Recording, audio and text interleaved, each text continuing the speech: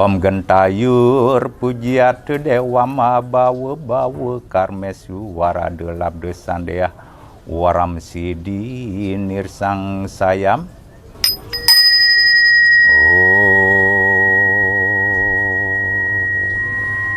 Kehidupan manusia tentulah tidak dapat dipisahkan dari alam semesta. Tanpa manusia, alam semesta hanya menjadi ruang hampa penuh kesunyian.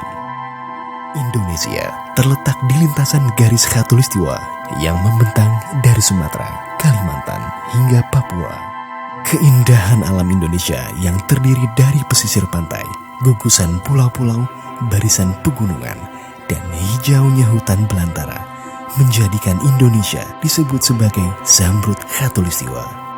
Indonesia memiliki lebih dari 90 juta hektar hutan tropis yang merupakan kawasan hutan ketiga terbesar di dunia setelah Brazil dan Republik Demokratik Kongo. Hutan Indonesia berisi aset ekologi, ekonomi, budaya, dan spiritual yang menjadikan hutan Indonesia menjadi aset nasional yang sangat berharga bagi manusia dan alam. Om Swastiastu, Om Genamastu, Namo Sidem. Para pemirsa yang budiman dimanapun berada, perkenalkan nama saya KRHT Astono Chandradana. Saya salah satu pengurus PHDI Parisada Hindu Dharma Indonesia Pusat. Saya Ketua Bidang Keagamaan dan Spiritualitas.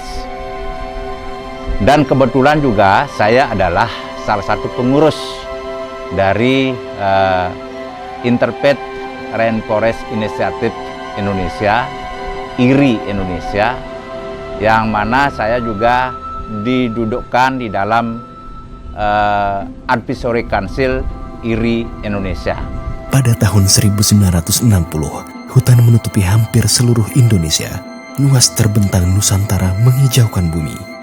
Namun, pada periode 1990, terjadi pengalihan fungsi besar-besaran untuk perkebunan. Pada periode inilah, tingkat penggundulan hutan Indonesia berada di peringkat kedua dunia. Pada tahun 2017, Indonesia telah kehilangan 15% tutupan hutannya, di mana sebagian besar kerusakan terjadi di hutan. Antara tahun 2000 dan 2012, sebanyak 43% hutan gambut Indonesia musnah. Tutupan hutan terus menurun dan sekarang hanya tersisa kurang dari setengahnya. Saya harus sampaikan bahwa memang terus terang kondisi hutan tropis kita di Indonesia sampai saat ini memang sedikit dalam tanda kutip agak memprihatinkan sebenarnya kalau kita melihat. Nah, hutan tropis ini sebenarnya kami di Hindu ini sangat-sangat mengharapkan agar kita semua menjaga hutan itu. Memang fungsi hutan itu ada 3. Kalau di Hindu itu ada fungsi hutan ada 3. Pertama, hutan itu sebagai tempat berkembang biaknya seluruh makhluk-makhluk hewani dan nabati yang ada. Jadi di sana kalau hutan kita lestari, di sana akan berkembang tumbuh-tumbuhan banyak, binatang-binatang mulai yang melata sampai yang binatang buas juga akan ada. Nah, itu yang disebut dengan mahawana. Kemudian ada fungsi yang kedua namanya tapawana. Jadi hutan itu tempat untuk kita mencari kedamaian, mencari kesejukan, mencari ketenangan jiwa, hutan itu. Kemudian yang ketiga ada namanya Sriwana. Sriwana itu adalah hutan itu tempat yang bisa memberikan kemakmuran untuk setiap manusia. Kalau kita mampu mengelola dengan baik, kita mengeksploitasi dengan batas-batas yang tertentu, itu hutan akan mendatangkan manfaat dan kemakmuran untuk setiap manusia. Namun, satu hal, kalau sampai sekiranya kita tidak mampu mengelola dengan baik, maka hutan itu akan bisa menjadi bencana. Jadi ada istilah, kalau hutan dikelola dengan baik, hutan itu akan menjadi Tuhan. Kenapa kita sebut sebagai Tuhan? Karena hutan inilah yang memberi kita kehidupan. Kita bisa bernapas karena dapat oksigen dari produksi hutan. Kita makan nasi, kita makan daging-dagingan, itu juga karena ada produksi dari hutan. Sehingga kita yang bisa memberikan kita hidup, kalau kita selama ini bahwa Gusti Allah atau Tuhan ini memberikan kita hidup. Artinya sekarang kalau kita bisa menjaga hutan, hutan ini ibarat Tuhan bagi kita yang bisa memberikan kehidupan. Namun kalau sampai misalnya suatu saat kita kebablasan di dalam mengeksploitasi hutan, maka hutan itu akan menjadi hantu. Akan sangat menakutkan karena bisa mendatangkan banjir, bisa mendatangkan tanah longsor, bisa mengeringkan apa-apa kalau emang itu sampai gundul. Jadi kita kekeringan, jadi sumber-sumber airnya tidak ada. Nah inilah kenapa Hindu sangat-sangat berupaya dan mengharapkan partisipasi aktif semua pihak untuk menjaga hutan tropis Indonesia ini khususnya agar tetap lestari dan bisa kita jaga bersama-sama. Penebangan dan kebakaran hutan juga memainkan peran penting dalam kerusakan dan kemusnahan hutan Indonesia. Kebakaran skala besar yang terus-menerus terjadi menyebabkan dampak kesehatan dan ekonomi di tingkat regional yang sangat parah dan berkontribusi pada perubahan iklim. Kebakaran pada tahun 2015 sangatlah parah. Sekitar 2,6 juta hektar lahan terbakar antara bulan Juni dan Oktober tahun itu, menyelimuti Indonesia dan negara-negara tetangga dengan asap beracun selama berminggu-minggu dan menyebabkan gangguan pernafasan hingga kematian. Sejatinya kalau kita bicara hutan tropis, kalau di Indonesia itu udah otomatis hutan tropis karena kita berada di daerah tropika. Jadi kita otomatis nah sekarang hutan apapun yang ada di Indonesia itu pasti hutan tropis. Nah, hutan tropis ini wajib kita jaga. Caranya salah satunya misalnya, kalau memang kita seorang pengusaha, ya mari kita batasi diri dalam artian, kalau memang kita ada program untuk katakanlah mengeksploitasi hutan itu sendiri, kan juga ada proses reboisasi atau penanaman kembali hutan itu. Jadi harus simultan, jangan hanya kita mampu mengambil manfaatnya saja tanpa kita kembali bagaimana kita bisa memeliharanya. Itu kalau memang kita seorang pengusaha. Bagi para saudara-saudara saya seorang pengusaha yang bergerak di hutan atau perkayuan, ya mohon itu tetap diperhatikan. Namun bagi kita semua itu, jadi setiap insan sebenarnya wajib hukumnya. Salah satu cara kita untuk bisa memelihara lingkungan agar tetap, karena hutan tropis dan hutan umumnya adalah diibaratkan sebagai paru-paru dunia yang memberikan kita oksigen, napas. Nah, salah satu hal kecil yang bisa kita lakukan sebagai individu masing-masing, mohon kira-kira semua teman-teman yang menyaksikan ini berkenan kiranya menanam pohon di rumah masing-masing.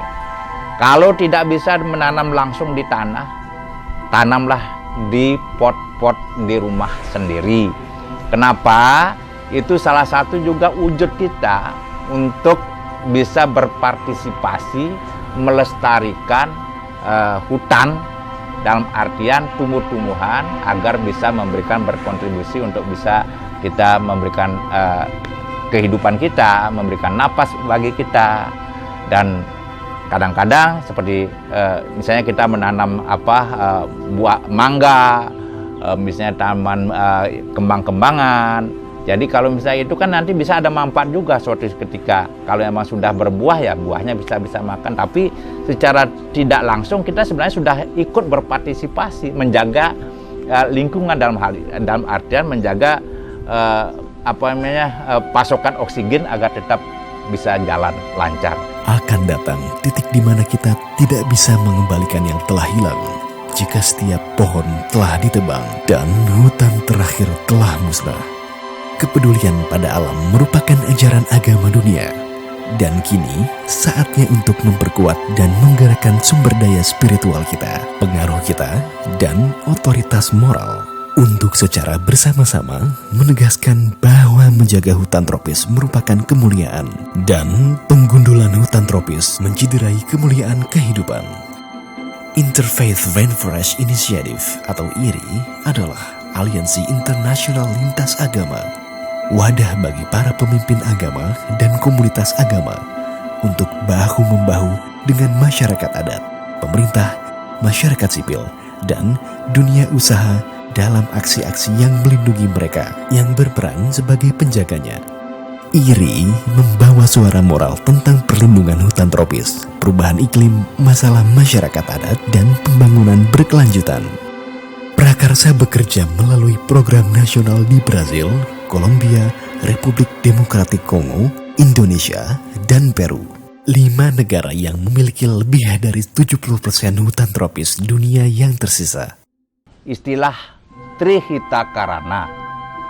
Di dalam Trihita Karana adalah hubungan yang harmonis antara manusia dengan Tuhannya, antara manusia dengan manusia, antara manusia dengan alam sekitar kita, alam lingkungan kita. Artinya, setiap insan Hindu wajib hukumnya membuat hubungan yang harmonis baik dengan Tuhannya, baik dengan sesama umatnya, maupun dengan lingkungan kita. Lingkungan ini sangat luar biasa. Jadi lingkungan hidup alam semesta ini yang memberikan kita bisa hidup, yang memberikan kita napas, yang memberikan kita bisa makan sesuatu adalah karena lingkungan. Oleh karena itu, lingkungan ini wajib hukumnya kita pelihara, kita jaga, dan kita lestarikan. Jadi agama Hindu sangat-sangat mendukung pelestarian alam lingkungan kita dimanapun itu berada. Dan salah satu contoh ini real ya, di belakang saya semua ini banyak pohon-pohon yang memang untuk apa? Agar oksigen, agar lingkungan ini bisa menjadi lebih hijau, lebih asri kelihatannya. Jadi ini produksi oksigennya juga bagus. Dan kami setiap hari sangat-sangat tergantung, sangat-sangat membutuhkan lingkungan ini. Kenapa? Karena dalam pelaksanaan kegiatan upacara keagamaan kami memerlukan beberapa sarana. Salah satunya adalah seperti misalnya kembang, ada bunga, ada yang harus kami pakai.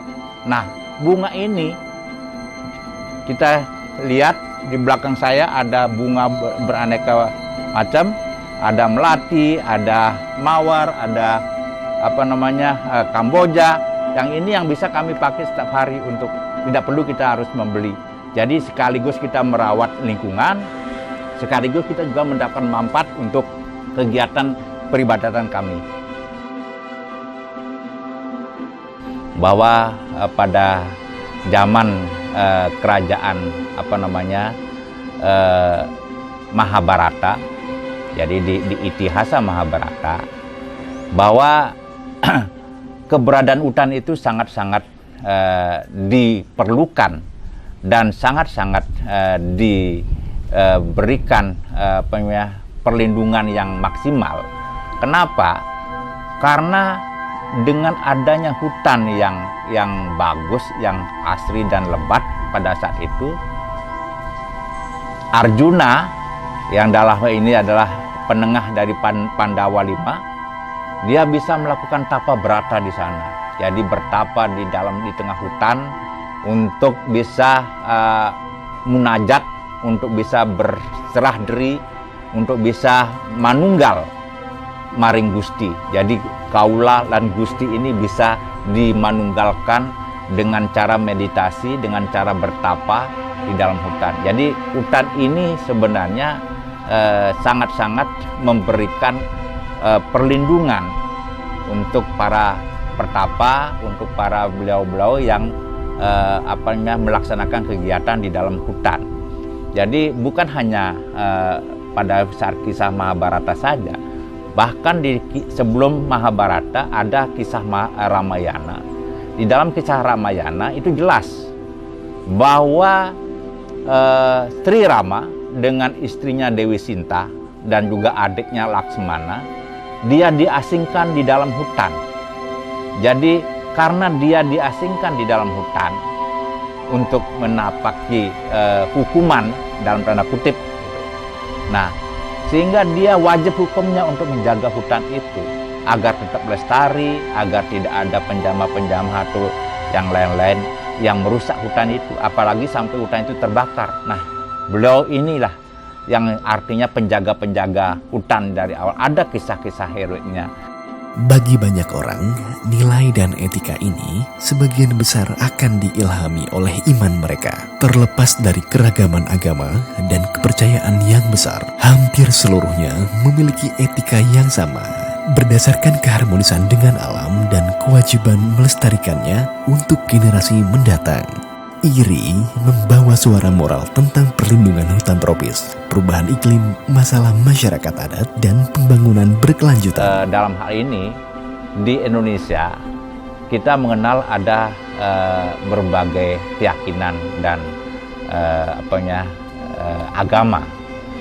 Nah, kami kemarin sudah memulai, tahun 2020 kita sudah melakukan kolaborasi, bekerja sama dengan kalau ada dari saya, dari Hindunya, kemudian ada dari Majelis Ulama Indonesia, ada dari PGI, teman-teman Kristiani, ada dari KWI, teman-teman Katolik, ada dari Matakin, teman-teman Konghucu, ada dari Permabudi, teman-teman Buddhis, yang kita berkolaborasi. Nah, di Muslim pun kita tambahkan lagi, ada teman-teman dari Nahdlatul Ulama dan juga dari Muhammadiyah. Kita ajak bersama-sama, guyub, jadi 8 lembaga keagamaan ini kita guyub untuk bersama-sama menanggulangi, melakukan beberapa langkah-langkah kegiatan dalam hal untuk bagaimana kita bisa menjaga hutan agar tetap lestari. Jadi ke depan memang kita sebagai dalam hal pelestarian alam dan lingkungan termasuk hutan ini memang wajib hukumnya menyertakan juga saudara-saudara kita yang bergerak yang memang mempunyai lingkungan adat setempat. Katakanlah di daerah Kerinci atau di daerah di Bali misalnya, itu ada masyarakat adat yang mengelola hutan. Nah, jadi kita dengan Interpet ini, jadi lintas agama ini bersama-sama dengan masyarakat adat, kita harus saling bahu-membahu, berkolaborasi, membangun semacam kesepakatan dan kebutuhan real yang kita harus lakukan. Kira-kira apa langkah-langkah yang inilah yang sebenarnya wajib kita jalankan ke depannya. Jadi saya sangat berharap teman-teman dari lintas agama, khususnya dari berbagai agama yang tadi saya sebutkan, untuk kita tetap guyub ke depan. Jadi kita sudah bersatu mulai 2020 kemarin di dalam IRI Indonesia. Mari kita terus dukung IRI ini agar makin berjaya, agar makin terasa kiprahnya untuk Nusantara, untuk Indonesia. Jangan hanya terpaku yang kemarin ini, kemudian kita stuck lagi. Lebih bagus, mari kita bikin program kerja yang bagus di tahun 2023, 2024, dan seterusnya. Karena terus terang hutan kita perlu tenaga-tenaga volunteer dari kita-kita ini sebagai pemuka-pemuka agama yang bisa memberikan penyuluhan, yang bisa memberikan advice kepada masyarakat kita. Karena dari katakanlah teman-teman yang di daerah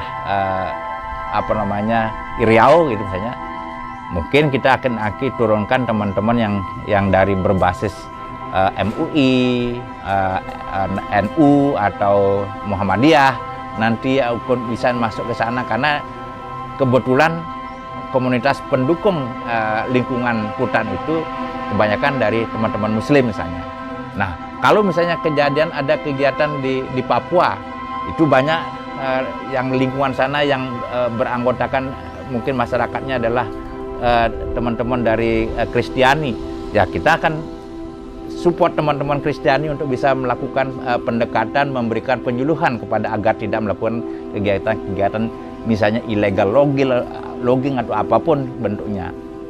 Begitu juga misalnya di tempat saya, ada di Kalimantan, ada teman-teman masyarakat kami, masyarakat Hindu, Dayak Kaharingan misalnya, ada saya yang ini untuk bisa memberikan pencerahan kepada mereka.